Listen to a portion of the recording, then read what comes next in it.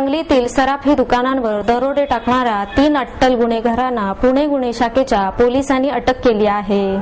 या तिघांनी 12 दिवसांपूर्वी सांगली शहरातील एका सराफी व्यापाऱ्याच्या पत्नी आणि मुलांचे हातपाय बांधून शस्त्राच्या धाकावर दरोडा घातल्याचे चौकशीत निष्पन्न झाले।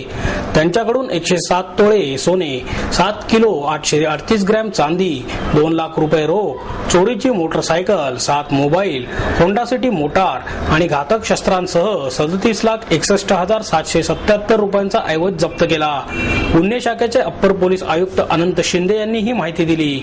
अमोल विश्वास ओवाळ, परवेज हनीफ शेख, विजय दत्तात्रय कोळी अशी अटक झालेल्या दरोडेखोरांची नावे आहेत। चिंचवडमधील बालाजीनगर परिसरात राखाडी रंगाच्या होंडा सिटी मोटार येथून 3 दरोडेखोर सराफी दुकानात दरोडा टाकण्याच्या प्रयत्नात असल्याची माहिती गुन्हे शाखेच्या पोलिसांना मिळाली। त्यानुसार रविवारी मध्यरात्री 1:30च्या सुमारास वाल्लेकरवाडीतील रेल्वे विहार कॉलनीजवळ सापळा रचून पोलिसांनी तिघांनाही अटक केली। आरोपींनी 13 मार्चला सांगलीतील माळी वस्तीत सचिन ज्वेलर्स या सराफी व्यापाऱ्याच्या घरातील दुकानावर दरोडा घातला। सोने चांदीच्या दागिन्यांसह सुमारे 38 लाखांचा ऐवज त्यांनी लुटून नेला होता। अमोल विरुद्ध पुण्यातील विविध पोलीस ठाण्यात 9 गुन्हे तर परवेज विरुद्ध खुनाचे 2 गुन्हे दाखल आहेत। सांगलीत दरोडा घालण्यासाठी विजय कोळीची त्यांनी मदत घेतली असेही शिंदे यांनी सांगितले।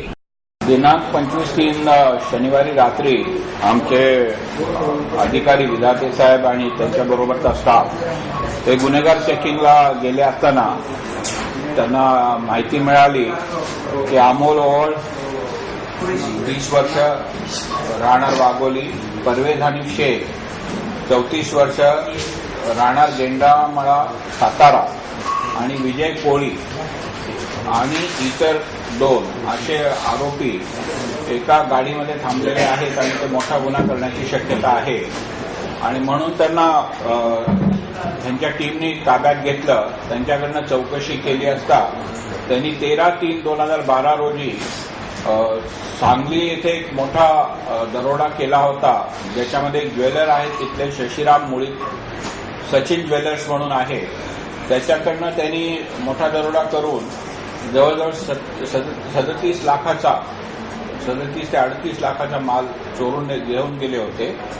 त्याच्यामध्ये आतापर्यंत जी रिकव्हरी झाली आहे आपल्याला ते सोनं 107 ग्रॅम, चांदी 7 किलो 838 ग्रॅम आणि 2 लाख कॅश, एक होंडा सिटी असं सर्व आपण जवळजवळ 37,61,777 चा माल रिकव्हर करण्यात पोलिसांना यश आलेलं आहे।